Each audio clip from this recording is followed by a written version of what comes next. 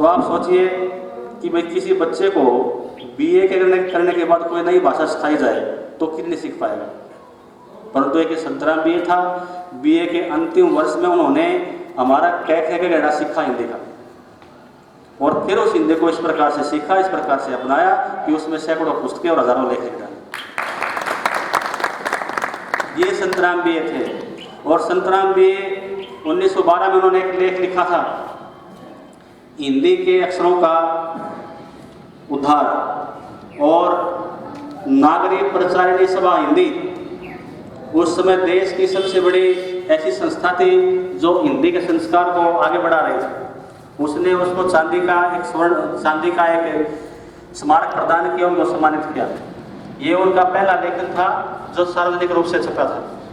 और उसके बाद तो फिर जब उनकी प्रक्रिया शुरू हुई, पुरस्कार से पुरस्कार मिलते चले गए। सबसे बड़ा पुरस्कार जो उनको मिला वो था 1958 में। उनको हिंदी के लिए बहुत बड़ा कार्य करने वाली वर्धा की महात्मा गांधी हिंदी संस्था, जिन्होंने उसको वहाँ के उस समय अपने देश के जो शिक्षा मंत्री थे कालूराम श्रीमाली जी, उनके हाथ से सम्मानित किया गया और उनको बहुत बड़ा प्रशस्ति पत्र दिया गया, जिसको खुद संतराम बीए कहते हैं कि मेरे जीवन का सबसे बड़ा पुरस्कार ये है। अब संतराम बीए यहाँ के नहीं, लिखते रहे, समाज को जागृत करते रहे। हिंदी के क्षेत्र में उनका योगदान किसी से छुपा हुआ नहीं है, किसी भी प्रकार से अन्य लेखकों से न कम है। और न हिंदी का इतिहास उनको बेशक अपने में समय जगह मत दे, लेकिन उनके नाम को मिटाया नहीं जा सकता, नकारा नहीं जा सकता किसी भी प्रकार से। उस समय बहुत बड़े विद्वान होते थे महावीर प्रसाद द्विवेदी। हिंदी साहित्य के इतिहास में एक पूरा युग महावीर प्रसाद द्विवेदी के नाम से जाना जाता है। उन्होंने एक पत्रिका शुरू की थी जिसका नाम था सरस्वती, और उस सरस्वती पत्रिका में अपने लेख छपवाने के लिए देश के बड़े से बड़े विद्वान ये इच्छा करते थे कि मेरा एक लेख इसके अंदर छपे, जिससे मेरा नाम देश की जो मेधा है, देश के जो विद्वान हैं उनके पास जाए। बाबू गुलाब राय हिंदी साहित्य के बहुत बड़े लेखक हैं, उन्होंने भी बीए की थी, संतराम बीए भी बीए थे। बाबू गुलाब राय ने अपना एक लेख लिखकर महावीर प्रसाद द्विवेदी को भेजा। उनको घमंड ये था कि मैंने बीए पास कर रखी है, इसलिए मेरा प्रभाव पड़ेगा उनके ऊपर और मेरा लेख छपेगा। परंतु उसके ऊपर एक छोटी सी टिप्पणी महावीर प्रसाद द्विवेदी ने लिखी कि आप और मशक्कत कीजिए, यानी कि आप और मेहनत कीजिए, आपका लेख इस लायक नहीं है कि मैं इसको अपनी पत्रिका में छापूं। और संतराम बीए ने जब अपना लेख भेजा, उनको भी कहा था भाई आपकी हिंदी इस लेवल की नहीं है, इस स्तर की नहीं है कि मैं आपका लेख छापूं। तब उन्होंने उसके ऊपर लिखा था, महाराज मेरी मातृभाषा पंजाबी है, विद्यालय में मैंने उर्दू, अंग्रेजी और महाविद्यालय में फारसी पढ़ी, आज तक हिंदी का मेरा कोई आपस में सहयोग नहीं रहा, सीखी नहीं किसी से, कोई गुरु ऐसा नहीं था जो मुझे हिंदी सिखा सके। जो कुछ सीखा है कुछ सीखा है, जो कुछ लिखा है स्वाध्याय से लिखा है। कृपया आप मुझे ये बताइए कि मैं किसको पढ़ूं और किसके पास जाऊं जिससे मैं अच्छी हिंदी सीख सकूं। तब उन्होंने उनका वो लेख ले लिया और छाप दिया, उसके अंदर थोड़ा बहुत जो कमियां थी वो उसमें छांट दी और उनको वापस लिख के भेजा, जी आप इस प्रकार से लिखा कीजिए, आज से आपके लेख में कोई कमी नहीं। फर्क सिर्फ इतना है कि आप जिस क्षेत्र से आते हैं वहां पर हिंदी का संस्कार नहीं। आप धीरे धीरे इसको सीख जाएंगे और आप विद्वान बन सकते हैं। उसके बाद फिर कोई ऐसा समय नहीं आया, कोई ऐसा वक्त नहीं आया कि उन्होंने अपना लेख सरस्वती को भेजा और वो वापस कर दिया गया। सरस्वती पत्रिका हिंदी के इतिहास में अपना बहुत बड़ा स्थान रखती है। हिंदी को संस्कारित करना हो, हिंदी को विश्वव्यापी बनाना हो, हिंदी के साहित्य को जन जन तक पहुंचाना हो, उसमें उस सरस्वती पत्रिका का बहुत बड़ा योगदान है। और महावीर प्रसाद द्विवेदी के बाद बहुत सारे अन्य संपादक उस सरस्वती पत्रिका के बने, लेकिन कोई भी ऐसा संपादक नहीं था जो ये कह सके भाई संतराम बीए का लेखन इस सरस्वती पत्रिका में छपने योग्य नहीं है। सब ने उनको बड़े आदर से, मान सम्मान से उसमें सम्मिलित किया। उनके सैकड़ों लेख उस पत्रिका में छपे हैं जिसमें हिंदी अपना संस्कार ढूंढती है। संतराम बीए छोटे लेखक नहीं थे, बहुत बड़े लेखक थे। पता नहीं क्या कारण रहे, उन पर भी मैं चर्चा अपने वक्तव्य के आखिर में करना चाहूँगा कि भाई किस प्रकार से उनको हिंदी साहित्य से नकार दिया गया जानबूझ के सायास। किसी को इस प्रकार से जिन्हें 100 पुस्तकें लिखी हों, हजारों लेख लिखे हों, उसको दबाना इतना आसान नहीं है। बहुत किसी ने बड़ी मशक्कत की होगी, बड़ी मेहनत की होगी, बहुत प्रयास की होगी, बड़ी कुटिलताएं की होंगी उनको दबाने के लिए। इतनी आसानी से दबने वाला व्यक्ति तो नहीं था। ये तो मैं बता रहा था कि आपको साहित्यकार कैसा है। अब दूसरा मैं इनके समाज सुधार के प्रयास की तरफ लौटता हूं। संतराम बीए, डॉक्टर अंबेडकर, ज्योतिबा फुले, गौतम बुद्ध, इनकी धारा की तरफ लौटने वाले व्यक्ति थे। यद्यपि उन्होंने शुरुआत की थी स्वामी दयानंद की विचारधारा से। उनकी 3 चीजों से बड़े प्रभावित थे वो। एक तो राष्ट्रभाषा, राष्ट्रभाषा का अनुमोदन स्वामी दयानंद ने हिंदी के रूप में किया था। और उनका जो सबसे प्रमुख ग्रंथ है जिसको हम सत्यार्थ प्रकाश के नाम से जानते हैं, वो भी उन्होंने हिंदी में ही लिखा था। कहते हैं स्वामी दयानंद अपने समय के संस्कृत के सबसे बड़े विद्वान थे। उन्होंने वो ग्रंथ संस्कृत में नहीं लिखा, और गुजराती उनकी मातृभाषा थी, गुजराती में भी नहीं लिखा, हिंदी में ही क्यों लिखा? इसके पीछे उनकी मंशा यही थी कि उत्तर भारत की जो ये भाषा है, यही पूरे देश को एक सूत्र में बांध सकती है। सबसे ज़्यादा बोलने वाले लोग हैं और यही मातृभाषा बनने की राष्ट्रभाषा।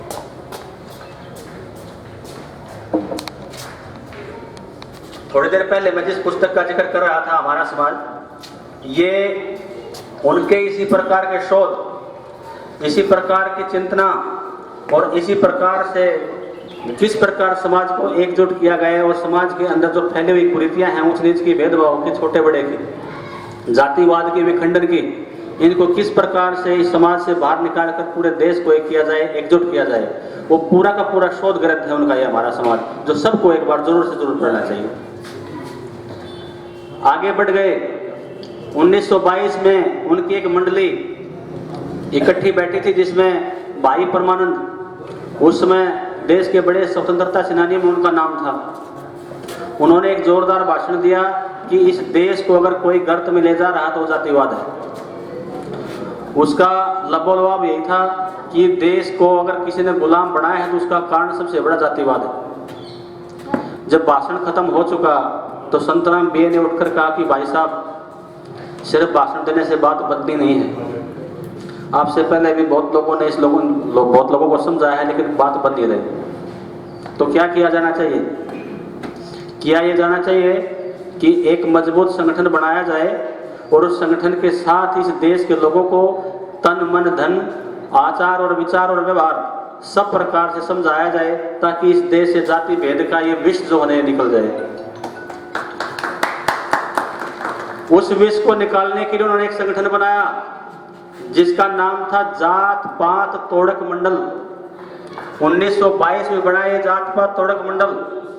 जब तक संतराम बीए जीवित रहे, सन 1988 तक, वो मृत्यु पर्यंत तक उसको चलाते रहे। उसके बाद वो कहाँ चला गया, कहाँ विलुप्त हो गया, इसके बारे में भी एक शोध का विषय है, रिसर्च का विषय है। 1922 में संगठन बना, उन्होंने पूरे देश में अपने परचम फैलाए और देश के तमाम बड़े बड़े जो राजनीतिज्ञ थे, समाज सुधारक थे, बड़े बड़े विद्वान थे, उनका सानिध्य इनको संतराम बीए को मिला।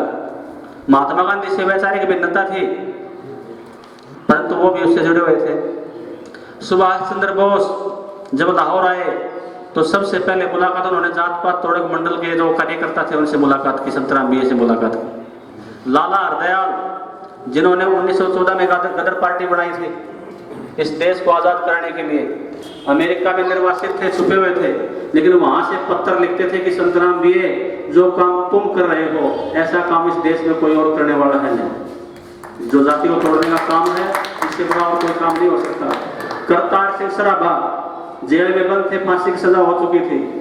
संतराम बीए को बुलाया था अपने पास कि संतराम बीए, अपने काम को रोकना नहीं, करते रहना, आगे बढ़ते रहना। जिस दिन इस देश से जाति प्रथा खत्म हो जाएगी, किसी विदेशी की हिम्मत नहीं होगी कि कोई इस देश की तरफ हाथ उठा कर दे। गुलाम क्यों है? आप जब इनका हमारा समाज पुस्तक पढ़ोगे तो उसमें उदाहरण देते हैं, बड़े कमाल के उदाहरण देते हैं। उनके लेखन की शैली इतनी अच्छी इसलिए है, उन्होंने कहानियां नहीं लिखी, कविताएं नहीं लिखी, उपन्यास नहीं लिखे, लेकिन जो संस्मरण लिखे हैं वो विशिष्ट स्पेशल है। उसमें एक उदाहरण देते हैं कि बाबर आया दूसरे देश से, 10,000 सैनिक थे उसके पास केवल, और यहाँ का जो शासक था सिकंदर लोदी, दूसरा शासक था राणा सांगा। अगर दोनों की सेना मिला दी जाए तो 8 लाख बनती थी। उस 8 लाख की सेना को उसके 10,000 सैनिकों ने हरा दिया। इसलिए नहीं कि वो बड़े जांबाज सैनिक थे, इसलिए नहीं कि उसके पास बहुत ज्यादा अच्छे हथियार थे, इसलिए हरा दिया कि जब बाबर यहाँ आया था तो उसने अपने गुप्तचर राणा सांगा और सिकंदर लोदी के सेना में भेजे थे, देख के आओ क्या चल रहा है। एक दूसरे की टो लेने के लिए अपने गुप्तचर भेजते थे राजा उस समय। तो उन्होंने आके जो सूचना दी तो पहले तो बाबर खूब जोर जोर से हंसा और उसके बाद कहा कि अब मैं जितने से कोई नहीं रोक सकता। उन्हें कहा बादशाह क्यों नहीं रोक सकता, उनके पास तो बहुत बड़ी सेना है, बड़े हथियार हैं, बड़े बलिष्ठ सैनिक हैं, मैंने देखे हैं। हमारे बड़े सैनिक तो यहाँ से चलते चलते बड़े दुबले हो गए, कमजोर हो गए, खाने को कुछ नहीं थे। बोले वो हारेंगे। क्यों हारेंगे? कि तुमने बताया है कि वहां पर जब तुमने उनका शाम का प्रोग्राम देखा, कार्यक्रम देखा कि 4 बंदों की कढ़ाई इधर चढ़ी हुई है, 4 बंदों का चूल्हा इधर जल रहा है, 5 बंदों का खाना इधर बन रहा है और कोई किसी के बर्तन को छू नहीं रहा। क्यों? क्योंकि उन अंदर अपने समाज का जाति का इस प्रकार का विखंडन है कि युद्ध भूमि में अगर कोई चोटिल हो गया, कि कोई दलित का बेटा चोटिल हो गया, किसी ब्राह्मण का बेटा इधर खड़ा है, तो एक दूसरे को हाथ नहीं लगाएंगे, छुएंगे ही नहीं। कोई पानी पिलाने वाला नहीं होगा, आपस में तो कैसे जीतेंगे? सेना तो एक दूसरे के सहयोग से आगे बढ़ती है।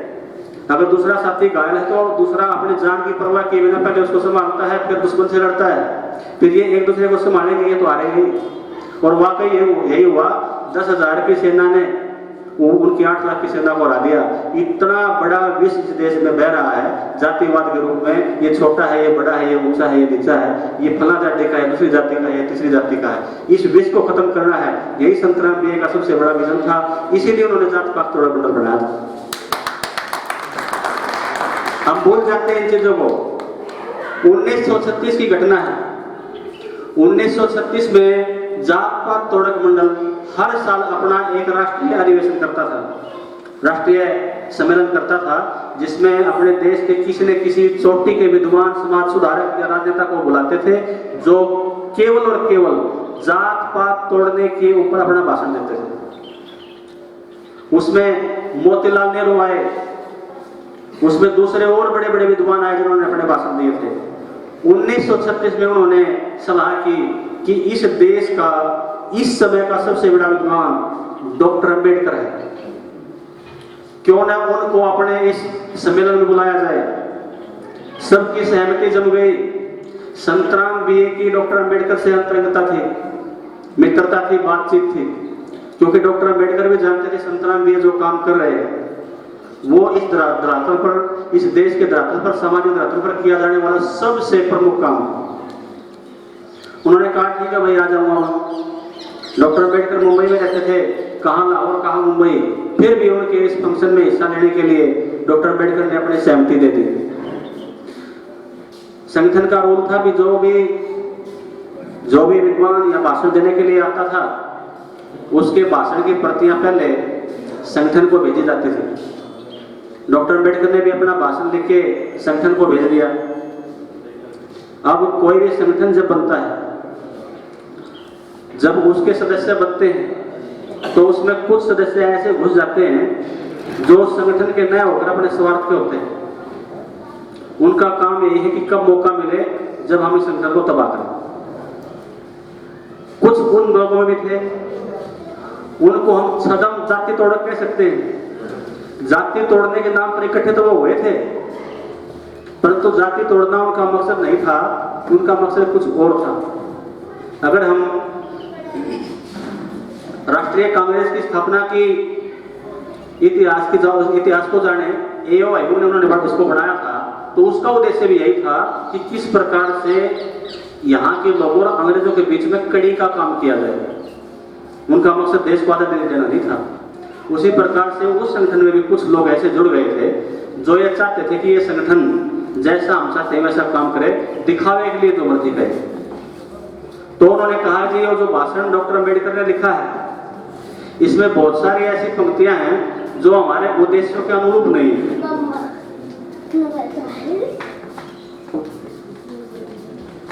संतराम बीए ने कहा कि आपका उद्देश्य क्या है, क्या चाहते हो आप? बोला हमारा उद्देश्य तो जात पात तोड़ना है, जो कि इस संगठन का नाम भी है। बोला जब जात पात तोड़ना है तो फिर डॉक्टर अम्बेडकर ने क्या गलत लिखा है? बोला जी डॉक्टर अम्बेडकर ने घोषणा की है कि हिंदू के रूप में मेरे जीवन का ये अंतिम भाषण होगा। बोला फिर इसमें बुराई क्या है?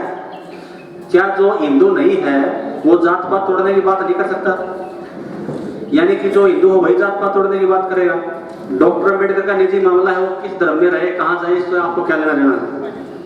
वो एक इस देश का सबसे बड़ा विद्वान है, जाति के ऊपर उनका सबसे बड़ा रिसर्च है और इस देश के इस कलुष को सबसे ज्यादा वो जानता है।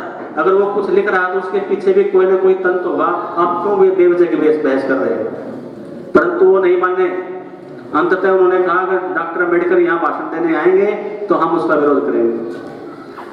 और संतराम भी डॉक्टर अम्बेडकर का अपमान किसी भी लेवल पर, किसी भी स्तर पर सहन नहीं कर सकते थे। उन्होंने डॉक्टर साहब से आग्रह किया कि डॉक्टर साहब इन बिंदुओं पर इनका ऐतराज है, क्या आप इन बिंदुओं को हटा सकते हैं? डॉक्टर अम्बेडकर ने कहा कि अगर मेरी रिसर्च में, मेरे भाषण में अगर कोई गलती है, कोई कमी है तो उसके तथ्य दीजिए कि आपके भाषण में ये कमी है इस कारण से। अगर आप ऐसा कर सकते हैं तो मैं हटाने के लिए तैयार हूं। अगर आप ऐसा नहीं कर सकते, बेवजह हटाना चाहते हैं अपने जिद के रूप में, तो मैं एक कोमा भी नहीं हटाऊंगा, मैं नहीं हटाने वाला। उसको काटने वाला कोई था नहीं। और संतराम भी उसके समर्थक थे कि इनका भाषण जरूर होना चाहिए। अगर ये भाषण यहाँ की जनता सुनेगी तो निसंदेह जात पात के इस मामले में बहुत बड़ा सुधार आएगा। परंतु वो जो लोग सदम अपने आप को जाति तोड़ कहते थे वो तो मानने वाले नहीं थे ना, वो तो चाहते थे कि जातियां बनी रहे। तो उन्होंने कहा नहीं जी हम विरोध करेंगे, हम उनको काले झंडे दिखाएंगे। तो संतराम बी ने एक बहुत कठोर और बहुत बड़ा निर्णय लिया। 1922 से लेकर 36 तक लगातार हर साल वो फंक्शन होता आया था, लेकिन 1936 का फंक्शन नहीं हुआ। उन्होंने उसको खत्म कर दिया, काट दिया, वे नहीं होगा। डॉक्टर अम्बेडकर नहीं आएंगे तो ये फंक्शन भी नहीं होगा। ये उनका कठोर निर्णय था। और डॉक्टर अम्बेडकर से बात की कि महाराज कि डॉक्टर साहब आपका भाषण वाकई रिसर्च पे से जोड़ता है, आपसे बड़ा विद्वान इस देश में कोई नहीं है। मैं भी अपनी तरफ से प्रयास कर रहा हूं और आप भी इस भाषण को किताब के रूप में छपवाइए। इस देश को इस भाषण की महती आवश्यकता है, बहुत जरूरत है। संतराम बीए ने उस समय जिन पत्रिकाओं का वो संपादन करते थे, 2 पत्रिकाएं थी, एक क्रांति और दूसरा युगांतर, दोनों में उन्होंने उस भाषण को छापा था। और डॉक्टर अम्बेडकर ने भी उस भाषण को किताब के रूप में छपाया, जिसे हम एनिहिलेशन ऑफ कास्ट के नाम से जानते हैं, जाति भेद का उच्छेद। और जब आप उस भाषण को पढ़ोगे, उस पुस्तक को पढ़ोगे, शुरू के ही पृष्ठों में डॉक्टर अम्बेडकर ने उस पूरे वार्तालाप को दिया है जो संतराम बीए और डॉक्टर बाबा साहब अम्बेडकर के बीच में हुए थे। महात्मा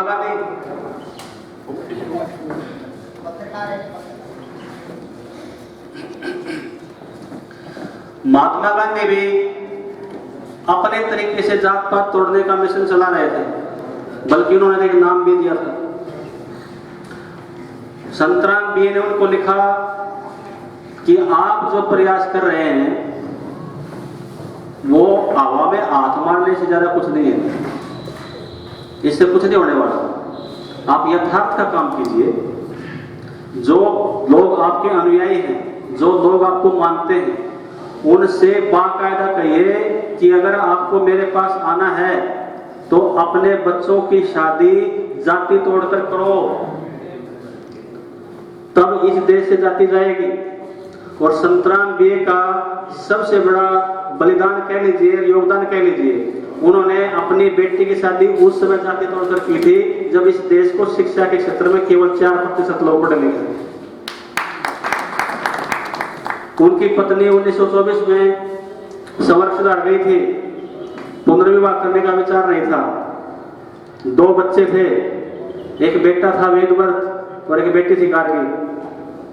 परंतु काल जो है ना महापुरुषों की परीक्षाएं लेता है। संतराम बी का बेटा 16 साल की उम्र में वो भी सुधार गया, स्वर्ग सुधार गया, बिल्कुल अकेले हो गए। बेटी छोटी थी, 4-5-6 साल की। समस्या ये आ खड़ी हुई कि बेटी को संभाले कौन, और ऊपर से अकेलापन।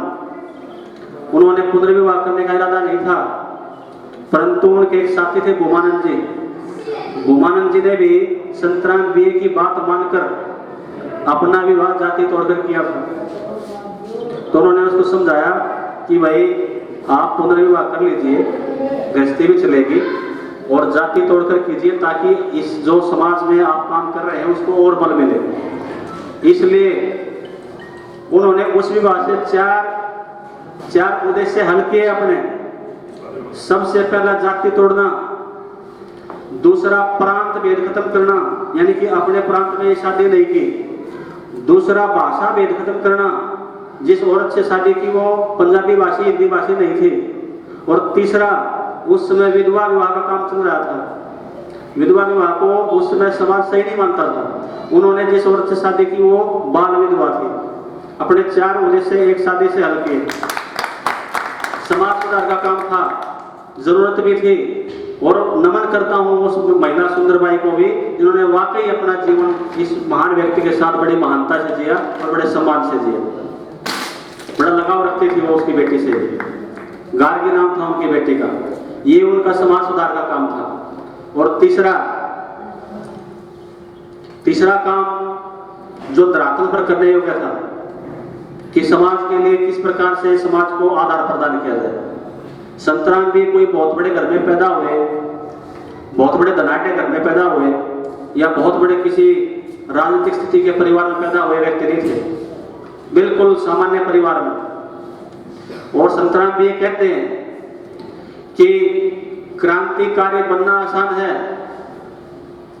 आप किसी से भी जाके लड़िए, सरकार आपको फांसी पर लटका देगी, लोग आपको जानेंगे, आपकी जय जयकार करेंगे।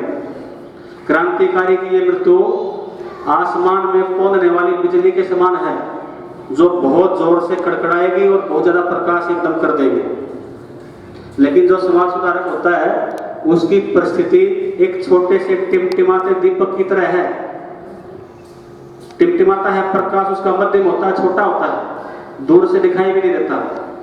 परंतु एक बात मान लीजिए, समझ लीजिए, बिजली के प्रकाश में आप न पढ़ सकते हैं न भोजन बना सकते हैं, और दिए के प्रकाश में आप पढ़ भी सकते हैं और भोजन भी बना सकते हैं। इसलिए मैंने अपने जीवन का उद्देश्य समाज सुधार की तरफ लगाया। क्रांतिकारी मैं भी बन सकता था, मेरे भी संबंध है। और उनके आत्म कथ्य को अगर आप पढ़ोगे तो उसमें उन्होंने 3-4 क्रांतिकारियों के नाम लिखे हैं, जिनके साथ इन्होंने भी क्रांति में हिस्सा लिया। एक बार तो जेल भी हो गई थी, परंतु वो सिद्ध नहीं हुआ इनके ऊपर वो केस, इसलिए वो बच गए, छूट गए थे। तो उन्होंने अपना उद्देश्य समाज को आगे बढ़ाने का, समाज में सुधार का, समाज को ही महानता की तरफ ले जाने का अपना उन्होंने आगे बढ़ाने का विषय बनाया। संतराम भी आप सब ने मिलकर जो इनकी जयंती का एक कार्यक्रम बनाया, इसके लिए वाकई आप बधाई के पात्र हैं। और अपने महापुरुषों को खोजना है।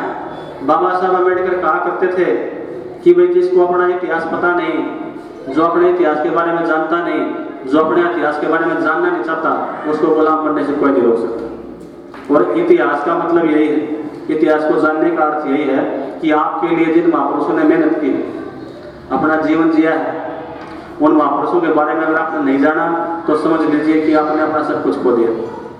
आज मैं देख रहा हूँ मेरे सामने बहुत बुद्धिजीवी लोग बैठे हैं, लेकिन एक कमी ये महसूस मैं करता हूँ कि जिस प्रकार के जोश को यहाँ होना चाहिए था, छोटे बच्चे जो विद्यालयों में जाते हैं, महिलाएं जो घरों में कैद बैठी हैं, उन सबको यहाँ होना चाहिए था। और मैं उम्मीद है, मुझे आशा है कि अगली बार जब हम यहाँ दोबारा उपस्थित होंगे तो ये पंडाल भरा होगा बच्चों और महिलाओं से कम आप सब तो बुद्धिजीवी, आप सब इसके बारे में जानते भी हैं और जानने की इच्छा भी रखते हैं, लेकिन हमें तो उनको समझाना है ना जिनको इसके बारे में पता नहीं। और उनको अगर हम नहीं समझा पाए तो फिर ये पंक्ति टूट जाएगी, ये धागा टूट जाएगा। जहाँ जिस प्रकार से हमने थोड़ा बहुत खोज के इनको बाहर निकाला है, वापस फिर वो गर्त में चले जाए, फिर भूल जाएंगे हम इनको। और इस देश की ये सबसे बड़ी विडंबना कि इस देश में सदा से ही एक ऐसी धारा बहती रही है जिसका काम केवल एक यही है कि इस प्रकार के महापुरुषों को दबाया कैसे जाए, उनके ऊपर पर्दा कैसे डाला जाए कि कहीं इनको जानकर, इनको समझकर, इनके बारे में जानकारियां प्राप्त कर जो इस देश का कमेरा वर्ग है, पिछड़ा वर्ग है, पीड़ित वर्ग है, शोषित वर्ग है, जो दूसरे लोग हैं, वो कहीं वापस न उभर आए और अपने हक न मांगने लगे। ये सबसे बड़ा कारण है। इस चीज को हमने समझना पड़ेगा कि भाई ये जो लोग जिनके बारे में हम बातें कर रहे हैं कि इनको खोने नहीं देना है। पीएचडी तो मैं कहीं से भी कर सकता था, सस्ते भी हो जाती, लेकिन एक काम करने का मकसद यही था कि भाई इस प्रकार के महापुरुषों पर काम किया जाए जिनको साया पूरी मेहनत से उन लोगों ने इनको दबाया है, उन्होंने मेहनत दबाने की है, हम इनको निकालने की करेंगे, ये मेरा मकसद है। आदरणीय संतराम बीए पर जब मैंने इन पर रिसर्च की, इनकी लगभग 40 पुस्तकें मेरे पास मैंने इकट्ठी की।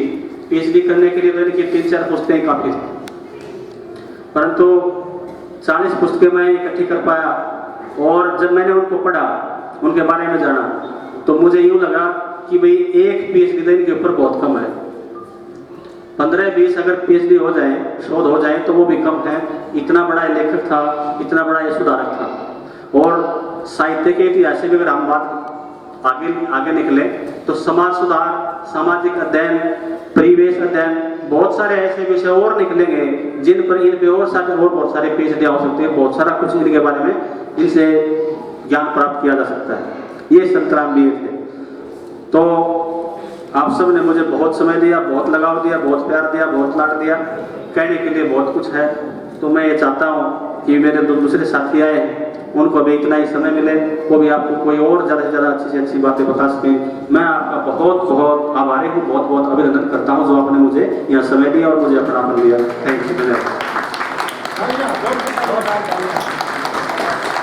Thank you.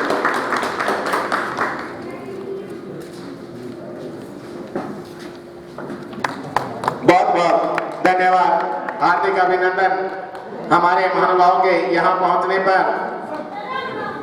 शिवानी हलचल से राकेश जी जांगड़ा से मैं अनुरोध करूंगा कि वो भी मंच पर आए और कमेटी उनका फूल मालाएं पहना।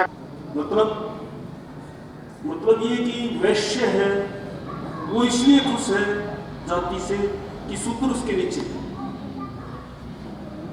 क्षत्रिय खुश है कि उसके नीचे बाकी सारे हैं ब्राह्मण को छोड़, और सबसे नीचे क्या आ गया शूद्र। शूद्र भी ऐसा नहीं उन्होंने उसको नाम के लिए हम शूद्र कहते हैं। इसमें अनेकों जाति, उन्होंने भी छोटी बड़ी, और शूद्र खुद नहीं चाहते कि ये जाति प्रथा टूटे। क्यों? क्योंकि गरीब आदमी है और थोड़ी सी इज्जत उसने रख रखी है कि वो छूतों से ऊपर है। ये भी टूट गया तो छूतों वो सबसे नीचे वाले पाए। और अब सही बात है कि जाति तोड़ने के लिए क्या चाहिए? अंतरजातीय विवाह। अब अंतरजातीय विवाह तो पहले भी होते हैं। मनुवाद में अंतरजातीय विवाह का व्याख्यान है। ब्राह्मण किसी भी जाति में शादी कर सकता है, लड़की किसी भी जाति